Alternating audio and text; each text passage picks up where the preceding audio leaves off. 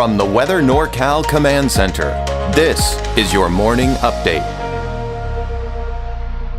Cascade Paint and Supply is Reading's oldest family-owned paint store, established in 1953. We are the largest Dunn Edwards dealer in the nation, and most of our products are made in the U.S. Our friendly and knowledgeable staff are ready to answer your questions and help you today.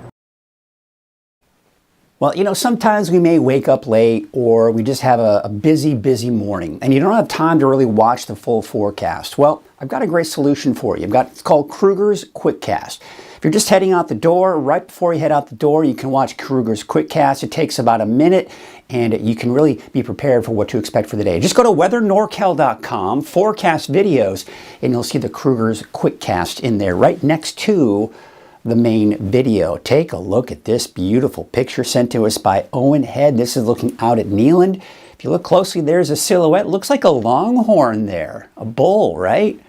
I guess it would be Texas would be the longhorn, but you can see the bull right there. Look at that. I mean, just gorgeous. If you want to send your photos and share beautiful photos like that, or your pets, or anything. I mean, there was a beautiful picture of a hummingbird that we had yesterday, right? So just anything that you think would be great to share. I'll share one a day on the morning update that you see right here, and of course on Coffee with Kruger. It'll be on social media. You can share those from the free Weather NorCal app. Check it out today. All right, let's get to that heat, right? That's what a lot of you are really concerned about here. And it's not just the heat, but it's also the fire danger that we've got to talk about as well. Not much relief overnight, and this heat wave is going to extend into next week. All right, so here it is. You know, my wife was saying yesterday that she walked outside, she said, it feels like a furnace. And of course, you know you have a meteorologist in the house when you don't just have someone say, oh yeah, it does. No, I said, if you think it's hot today, wait until tomorrow, because Reading saw a high of 104 yesterday. Today it'll be up to about 110.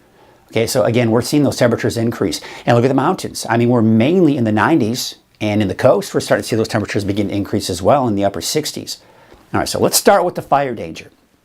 All right, so we've got the red flag warning in effect through Wednesday night. This is for all the areas in red. You'll notice there's a fire weather watch. It does include extreme northern Delaware County, but you get the idea. Most of it is in the valley. Now, why? Because we've got the winds. Let's talk about the winds. This morning, the winds are picking up from the north, easily upwards of 25, 30 miles per hour. Notice they're not that bad this morning in the mountains and pretty breezy along the coast this morning. Taking to this afternoon, yeah, those winds are not dying down. They're picking up a bit here for some of the higher elevations and still breezy along the coast. Take you into your Wednesday morning. Check this out. Still very gusty, over 30 miles per hour. Look at the reds. I mean, that's getting in the 40 mile an hour range here that we're seeing here. Still breezy along the coast here tomorrow morning, but once again, the mountains not as bad. But then by the afternoon, we're actually seeing some gusty winds for the valley Wednesday afternoon, Wednesday evening, but they're not going to be as bad because the winds will be on the downward trend at that point. A little breezy for some of the higher elevations, and of course, still a breezy north wind along the coast. Let's talk about the humidity. Now, I've got it stopped here this morning because we are seeing some recovery, right? You see how we're in the 27, 30, even over 40% range. That's not bad. It's still fairly dry, but at least it's some recovery, and even better off to the northeast. Again, so typically in the morning hours we get higher relative humidity because of course the temperature is cooler and we tend to see less fire danger as a result. But by this afternoon, yeah, I mean, we're down to the single digits teens in the higher elevations, and 30% out towards Trinity County. But check this out. As we go into Wednesday morning, notice now we're mainly in the 20, not 49, 37. So you see how it's drier tomorrow morning, even for Trinity County. We're not seeing as much green up here as well. So we're starting these mornings off fairly dry. Those winds aren't helping. And look at Wednesday afternoon, even drier. We've got down to the single digits. Not to mention in the mountains, and look at Trinity County. Trinity County is now beginning to start to see those drier conditions working their way west of the valley. Now, the fire potential, because of the winds and quite honestly because of the hot and dry conditions, these orange areas indicate where we have the highest fire potential. Should a fire start, it could spread very quickly. That'll be the case again on Wednesday. And then on Thursday, we do see, of course, those winds begin to die down, and really all of Northern California within that moderate risk. All right, so let's take a look at the fire weather risk when you can kind of combine all of the aspects here. So what we see here is the deep, deep reds. That's in the extreme category. I mean, at least we're not seeing those purples just yet, but I mean, hold on, we still got a whole fire season to get through here. Now, I wanted to stop it. I typically don't stop in the morning because it's usually not an issue, but look at, remember I was talking about how the humidity is really dropping. We're still looking at gusty winds Wednesday morning. As a result, we've actually got some moderate to high fire danger even in the early morning hours. Remember when we say you can mow your lawn in the early morning hours when it's cooler? Tomorrow morning's not a good idea. It'll still be warm, it'll still be windy, and it'll still be very dry. So we've got to really take heed of that. I would just say don't mow your lawn this week. Even when the winds die down, not a good idea. When I say mow, if it's dry grass, right? But of course, still not that bad in the mountains. But by tomorrow afternoon, yeah, I mean, just look at that really flare up with the extreme fire danger and in the moderate to high range for some of the higher elevations going into your Wednesday. So that fire weather risk is a concern. All right, so now let's talk about the heat. An excessive heat warning. The Weather Service just keeps pushing it back farther and farther. Why? Because the heat is going to be extended even into next week. So now the excessive heat warning is through Sunday. Now through the weekend.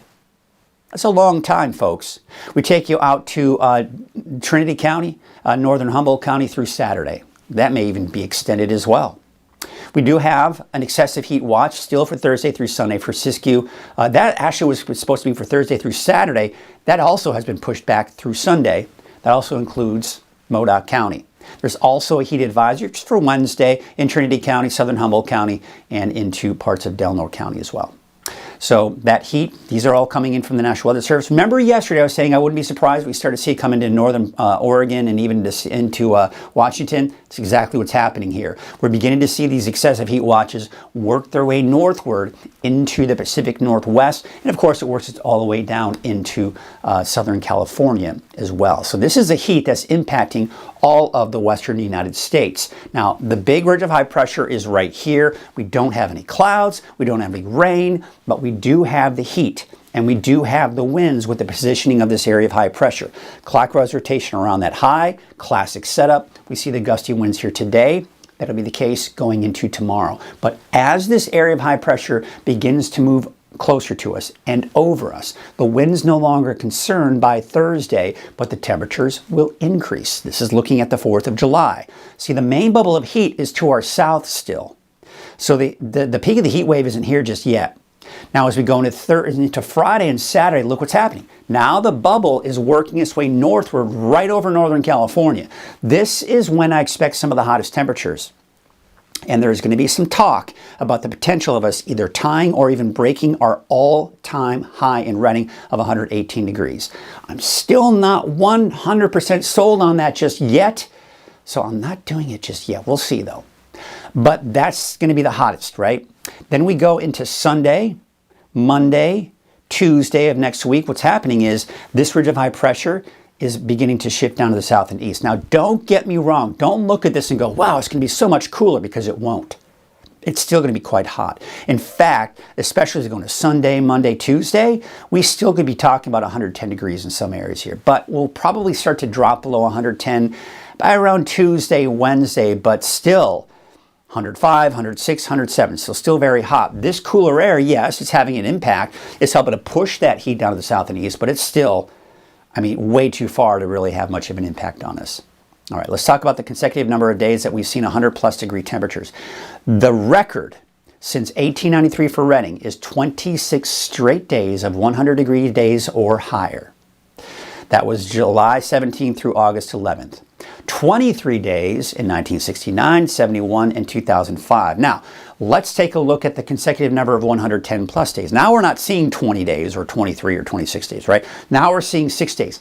The all-time record for Redding since 1893 is 6 straight days of 110 degrees or higher. 1978, 10 years later in 1988, and then 5 days, not too far behind that, was in 1920. So even back in the, 1800s, early 1900s, we still saw those consecutive days of 110 degrees plus. I want to show the temperature trend. Remember I was talking about, you're going to start to hear some, buzz about the fact that we could be looking at breaking a record on Saturday. Saturday still looks to be the hottest, okay? And you can see how it's just kind of this upward trend, working our way up to Saturday.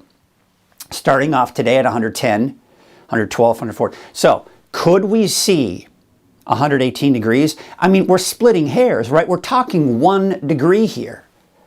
So, some of the forecast models are putting us at 115. Others are putting us at 118 at its top. Then, of course, the GFS, the European, over 120. That's not going to happen. But this is going to be a number we're going to have to watch closely on Saturday.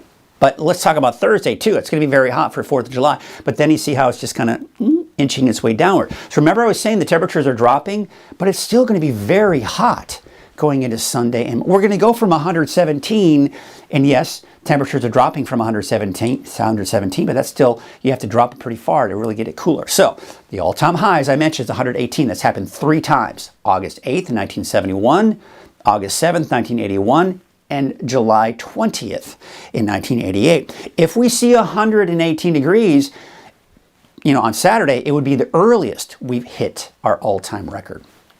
That'd be kind of interesting, right? We'll see. We'll have to wait and see.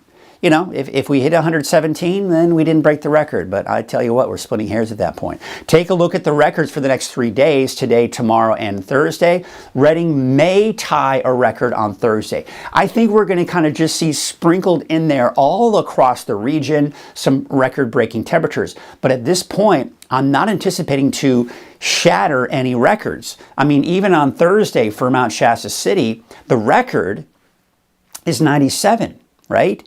So even if we get up to 100 degrees, that's only by 3 degrees, right? We take a look at Susanville. Looks like we're not going to break any records through Thursday, but we still have Friday, Saturday, Sunday, and even into early next week. So, of course, we'll continue to monitor these here. Eureka, not even getting close, although, maybe on Thursday. 74 is the forecast high. The record is 76, set back in 1931. All right, let's go and take a look now at, what do I have next? So much going on. Oh, yeah, right, folks, cooling centers. This is about all the information I could find on it. Glenn County, the public libraries, public health offices. In Tehama County, the public libraries, Red Bluff Community Center. And the only place I could find for Shasta County was just an article I read about the Good News Rescue Mission, kind of keeping its doors open to help keep you cool. So, if you don't see your county on here, just go to your county office and see if, just go to the website there and see if they have any cooling centers for you. All right, let's take a look at the wave heights here for today. They're going to be actually fairly high. So we do have that small current advisory through this afternoon. And you see they kind of retreat a little bit here, then kind of come back Wednesday. So really not much change, staying fairly high. So the small current advisory may eventually be upgraded to a hazardous seas warning. But you can see here, look at the winds. I mean, they're from the north at 25 to 30 knots. Your waves from the north at 11 feet at 9 seconds and from the northwest at 2 feet at about 10 seconds. So here is your neighborhood forecast. We start with Trinity County. We're seeing triple digits in there. Ruth 97, 100 for Lewiston, 102 for Weaverville. We take you out to the north coast. Temperatures, there you can see out towards the coast, we're getting into the 70s and then back down to the 60s by the time we get into Sunday and Monday of next week. Take a look at the inland areas. I mean, we could get up to 110 higher for Thursday, Friday, Saturday, and then temperatures do start to drop going into the second half of the weekend and early next week. 89 for a high in Weed, 92 degrees for Gazelle, Dunsmuir about 95. Temperatures 100 degrees or higher starting Thursday, even into early next week for Mount Shasta. So again, this is that prolonged heat wave I was talking about. 86 for Tule Lake, 88 for Alturas today, but then you're up to 91 on Wednesday. Thursday, 96, 100 degrees or higher for Friday through Monday. Your Eastern Mountains neighborhood forecast, those temperatures in the 80s and 90s for your daytime highs and some triple digits like Paradise at 102, Quincy about 100 degrees. All right, let's take you to the Valley neighborhood forecast brought to you by NorCal Tractor. And your temperatures there, I mean, you're flirting with 110 degrees here for Los Molinos southward, Oroville about 110. 110 degrees for Redding, 111 for Palisadro, 106 for Lakehead, 107 in Whiskeytown. Whew, I'm getting hot just saying these numbers. Take a look at your 7-day outlook for Redding. You're 110 degrees or higher for Tuesday. Remember I was talking about the record is 6 straight days of 110 plus degree temperatures. We could possibly break that. I mean, if you look at this, we've got 7 straight days of 110 degrees plus. That doesn't go on, Tuesday, possibly 110, right? So yeah, this stretch of 110 degrees is going to last for a while. 4th of July, it's going to be hot if you have anything planned outdoors. At Wind River Resort and Casino, we like to celebrate life's little moments. Oh, and the big ones too, because around here, when you're completely in the moment, that's when the magic happens. Come in and find your moment at Wind River Resort and Casino.